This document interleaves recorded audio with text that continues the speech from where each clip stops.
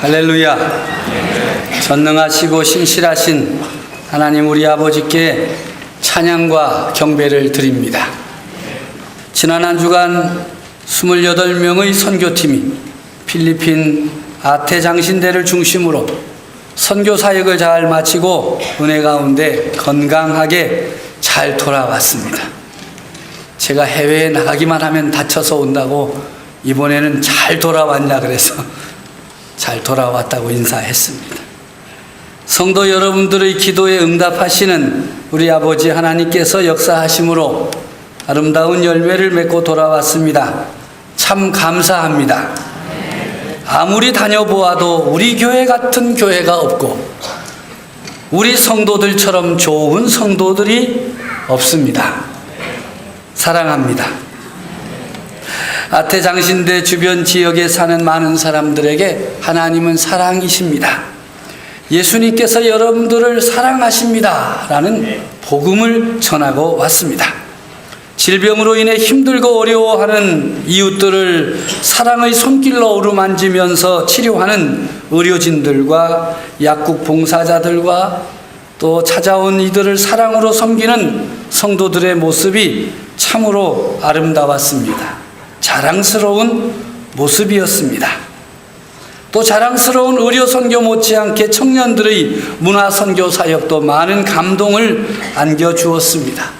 매우 무더운 날씨임에도 땀 흘리기를 두려워하지 않고 교도소로, 병원으로, 또 다리 밑에 있는 교회로, 또 장신대 채플 여러 곳을 찾아가서 찬양과 경배를 드리고 스킷 드라마를 공연하고 또 찬물을 하고 많은 순서들을 통해서 이들에게 하나님의 사랑을 전하는 일에 열심을 내는 청년들의 모습은 보석처럼 빛나는 귀한 존재들이었습니다. 볼 때마다 얼굴에서 웃음이 떠나지 않을 정도로 좋았습니다. 참 자랑스러웠습니다. 저도 그곳 신학생들에게 말씀을 전했습니다. 끝나고 나서 매우 인상적인 설교를 하였다고 큰 칭찬을 들었습니다. 계속되는 순서들이 있었기에 평상시보다 짧게 하였더니 그렇게 좋아하고 칭찬을 하는 것입니다.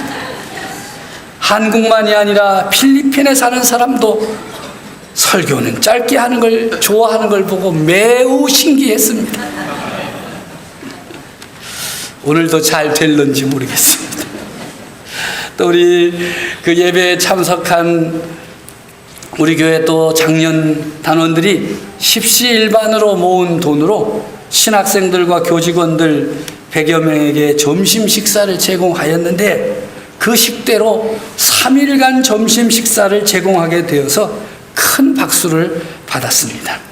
앞에 박수보다 뒤에 박수가 더 크더라고요. 우리 교회가 준비한 학교 발전 기금, 또 강서교회 기념예배당 건축 기금 전달하면서 아직 많은 일들이 우리 앞에 놓여 있음을 깨닫고 돌아왔습니다. 오늘 밤 우리 선교팀이 어떤 일을 하였는지, 어떤 영향력을 끼칠 수 있었는지를 영상으로 준비하여 보여드릴 것입니다. 굉장히 많이 사진 찍었어요. 많이 참석하셔서 함께 은혜 받으시기를 바랍니다.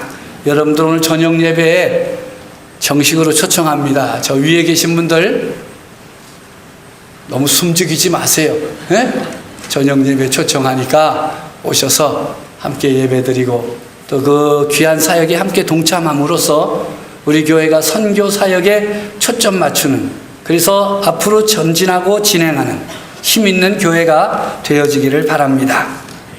오늘은 우리 교회가 7월 첫 번째 주일 맥추감사절로 지키는 절기주일입니다.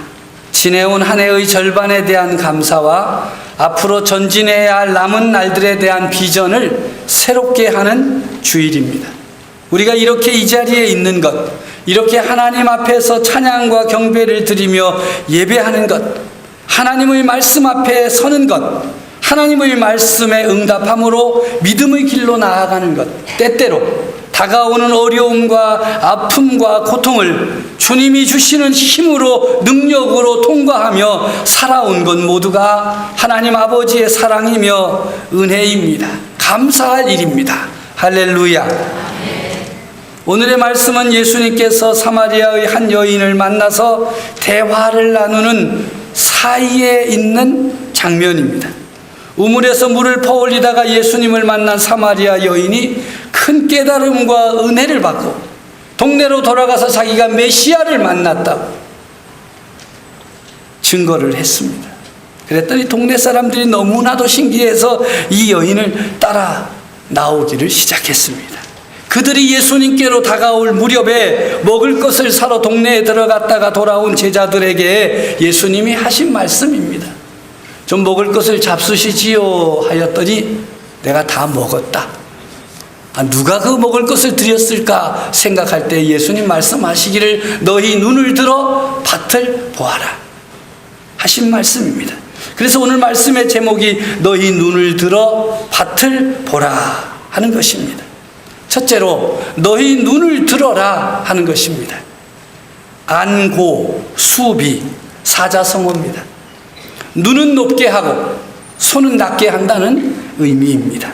눈이 높다는 것은 인간의 생각이 높고 이상이 높다는 것이고, 손이 낮다는 것은 손이 사람의 행동을 가리키므로 일상의 모든 생활을 겸손하게 행한다는 삶의 자세를 가리키는 것입니다.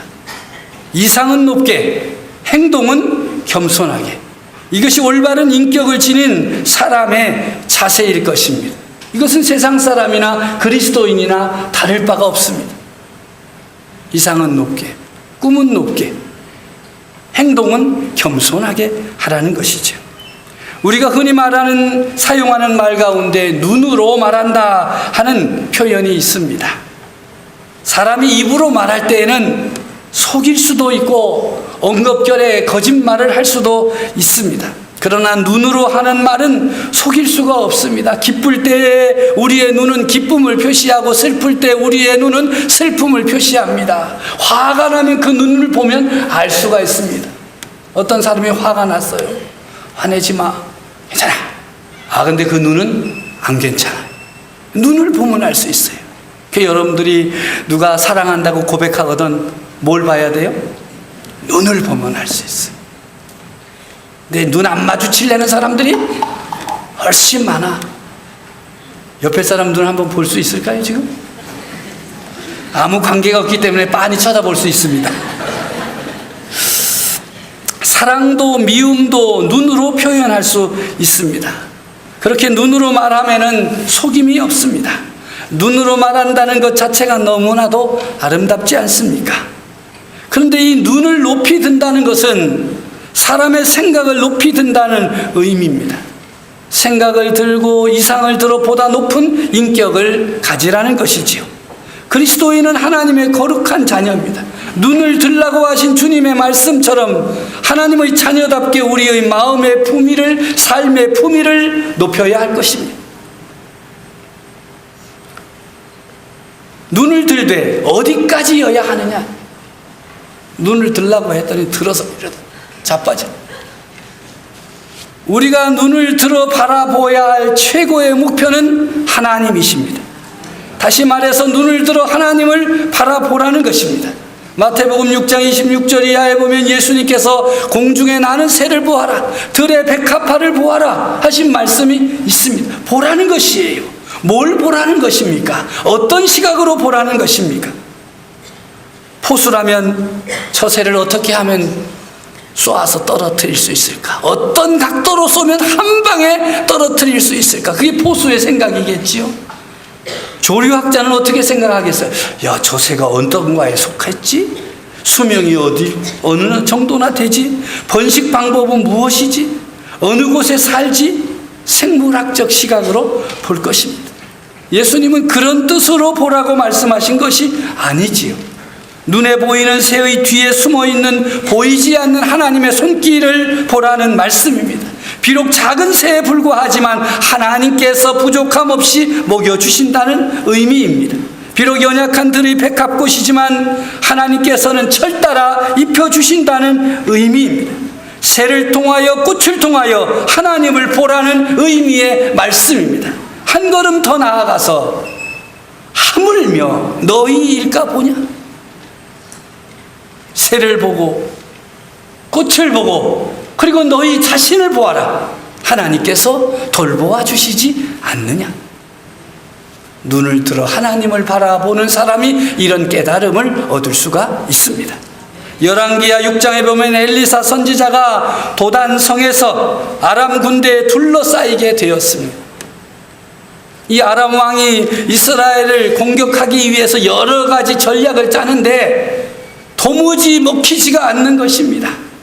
비밀리에 전략을 짜가지고 이스라엘 왕을 사로잡으려고 하는데 어떻게 된 일인지 계획을 세울 때마다 아주 기기묘묘하게 이스라엘 군대가 피해가는 것입니다. 그래서 왕이 정말 애들 말대로 뿔 때가 났어요. 도대체 누가 우리 가운데 내통하는 자가 있느냐? 어떤 놈이 이스라엘 왕하고 내통을 해서 작전을 세울 때마다 이렇게 적군이 알아차리느냐? 그랬더니 그 신하 가운데 하나가 왕이시여, 그런 일이 아닙니다.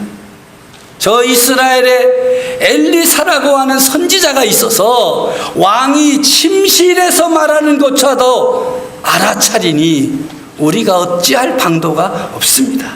우리가 이 전쟁에서 이기는 비결은 저 엘리사를 처치하지 않고서는 안 됩니다.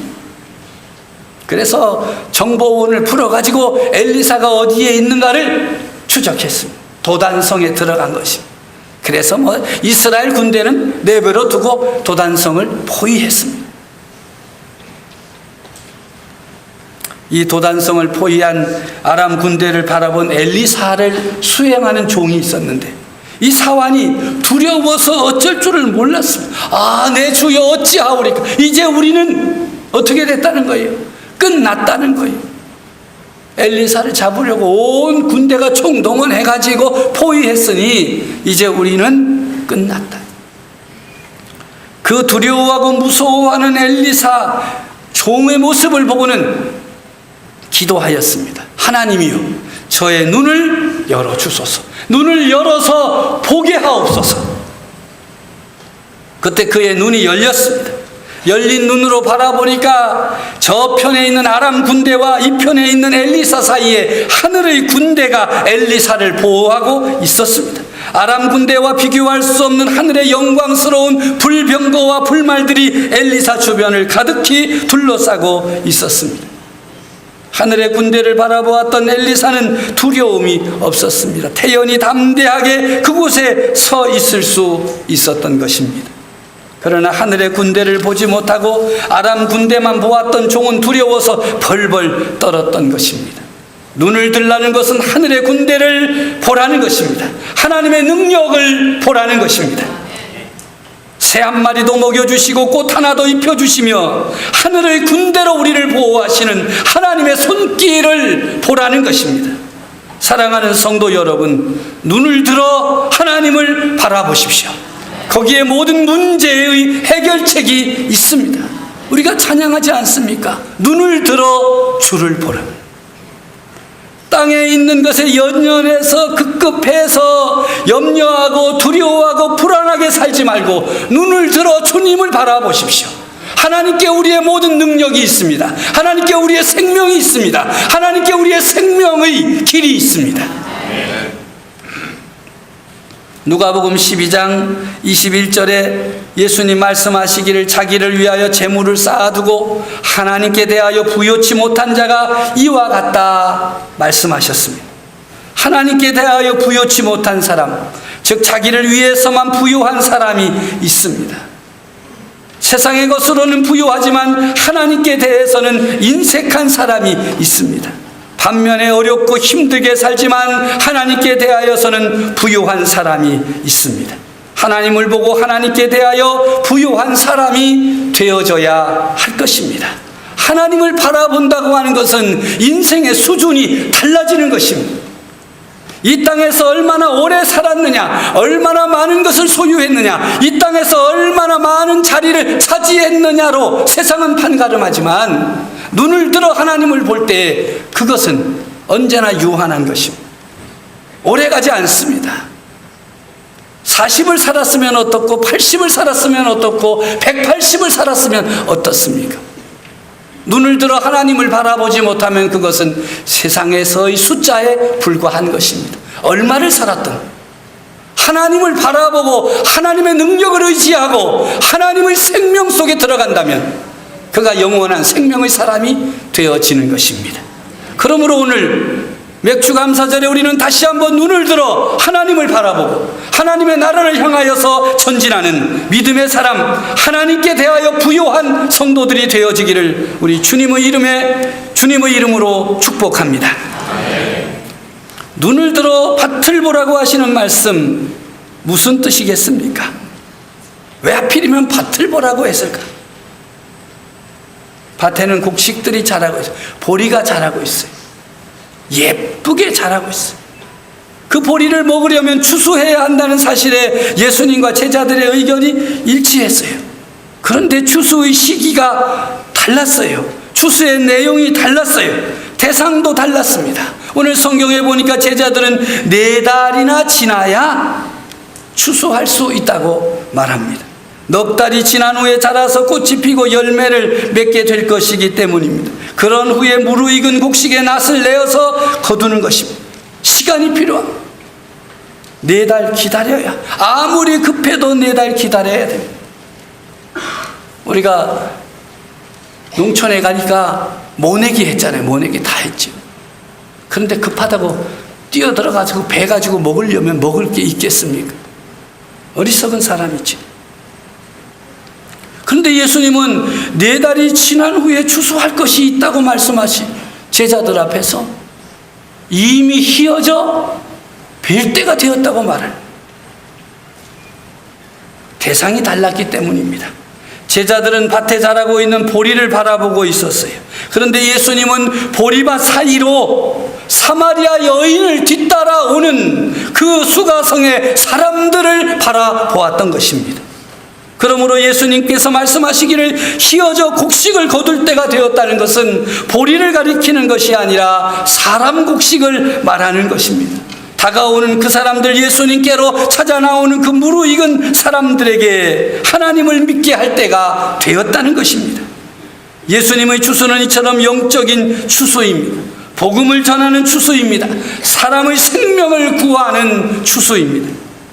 예수님의 일생은 이처럼 복음을 전하는 일에, 생명을 추수하는 일에 열정적이었습니다. 피곤하여 지치신 예수님께서 우물가에 앉았을 때 사마리아 여인이 다가왔습니다.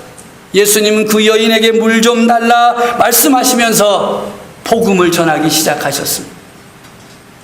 그의 삶의 형편을 맞추시면서 그 여인이 예수님을 구주로 영접할 수 있게 하셨습니다. 복음을 들은 그 사마리아 여인도 수가성 사람들에게 주님을 증거했습니다. 훗날 그 여인의 말을 듣고 예수님 앞에 와서 예수님의 말씀을 듣고 깨닫고 은혜 받은 사람은 이렇게 고백했습니다. 이제 우리가 믿는 것은 사마리아 여인의 말을 듣고 주를 믿는 것이 아니라 세상에 오실 메시아인 주님을 보고 믿는 것이라고 고백했습니다. 처음에 예수님 앞에 올 때는 신기해서 왔습니다. 아니, 어떻게 쪽집게처럼 저 여인에게 남편이 5이나 있었다는 사실을 알 수가 있었을까? 그래서 호기심으로 왔어요. 교회 오는 분들이 많이 그래요. 도대체 교회가 어떤 데일까? 그러다가 예수님의 말씀을 듣고 하나님을 만나는 체험을 하고, 이제는 그런 호기심으로 오는 것이 아니라 내가 메시아인 예수님을 믿노라고 고백하게 되는 것입니다. 그뿐이겠습니까? 예수님께서는 동네 사람들의 오해에도 불구하고 세리 삭개오의 집에 유하면서 그들에게도 복음을 전했습니다. 그를 구원시켜 주셨습니다. 십자가를 지고 가시면서도 나를 위하여 울지 말고 너희와 너희 자녀를 위하여 울라. 믿음의 길, 생명의 길을 가르쳐 주셨습니다. 십자가상에서도 복음을 전하셨습니다. 이처럼 예수 그리스도께서는 한 영혼, 한 생명을 추수하는 일을 매우 소중하게 여기시고 그 일을 위하여 당신의 생명을 다 내어 놓으신 것입니다. 우리도 그런 주님을 믿고 따라야 할 것입니다. 추수에는 두 가지 종류의 추수가 있습니다. 현재적 추수와 미래적 추수입니다. 현재적 추수는 우리가 힘써 복음을 증거하고 영혼들을 구원으로 인도하는 영적인 추수입니다. 미래의 추수는 요한계시록 14장에 나오는 말씀처럼 하늘 위에 앉으신 분이 낫을 대어 땅에 곡식을 거두어 드리는 것입니다. 예수님께서 세상의 모든 성도들을 모아드리는 구원의 추수를 말씀하십니다. 최후의 심판을 가리키고 있는 것입니다. 현재의 추수와 미래의 추수, 종말의 추수는 밀접하게 연관되어 있습니다. 현재의 추수를 풍성하게 해두면 최후의 심판의 날에 칭찬받을 것입니다. 반대로 현재의 추수가 풍성하지 못한다면 그 최후의 심판의 자리에서 부끄러움을 면할 길이 없을 것입니다. 미켈란젤로가 유명한 천정 벽화를 그렸어요. 바티칸 성전에 가면 되어 있습니다. 천지창조입니다. 이렇게 손가락, 어디 광고 보니까 손가락이 이렇게 와서 부딪히는 그거 있죠? 그게 천지창조 미켈란젤로의 그림입니다. 그런데 천정에다가 그 벽화를 새기려고 하니까 얼마나 힘이 들었는지, 다시는 내가 이 일을 하지 않겠다. 작품을 완성하고 나서 더 이상 작업을 하지 않고 고향으로 돌아갔습니다. 그러다가 20년의 세월이 지난 후에 미켈란젤로가 다시 돌아와서 자원하여 또 다른 벽화들을 그리기 시작했습니다. 그 벽화의 이름은 최후의 심판입니다. 처음에 천지 창조를 그렸고 마지막에 최후의 심판을 그렸습니다. 천지 창조는 창세기에, 최후의 심판은 요한계시록에 나옵니다. 성경의 알파와 오메가, 이는 천지 창조와 최후의 심판입니다. 우리의 신앙에도 이 알파와 오메가 두 가지가 필요하지. 우리는 하나님의 창조뿐 아니라 하나님의 최후 심판도 기억해야 됩니다. 최후의 심판으로 연결되는 오늘의 추수에 힘써야 할 것입니다. 기도의 능력을 믿고 기도하면서 전도하시기를 바랍니다. 뜨거운 열정을 가지고 주님을 따라 복음을 증거하는 일에 여러분의 입으로, 여러분의 삶으로, 여러분의 관계를 통해서 복음을 증거하는 일에 힘써야 하겠습니다. 눈을 들어 밭을 보라. 우리가 금년도 맥주 감사절을 맞이하면서 예수님께서 주신 이 말씀을 깊이 묵상하고 그 뜻에 따라 순종하는 성도들이 되어야 할 것입니다. 성도로서의 품위를 높이십시오. 성도로서의 삶의 수준을 높이십시오. 뭐 그러면 더 잘 살려는 건가? 뭐 부자가 되라는 건가? 그런 삶의 수준 말고 그리스도인으로서 세상 사람과 구별되는 거룩한 삶의 자리로 나아가십시오. 그리고 하나님의 거룩한 세계를 바라보면서 살아가시기를 바랍니다. 우리에게 맡겨주신 복음 전파를 통한 영적 추수에 쓰임받는 사명자들이 되어서 주님 앞에 설 때, 오메가의 날에, 최후의 심판 때에 칭찬받는 믿음의 사람들이 되어지시기를 우리 주님의 이름으로 축복합니다.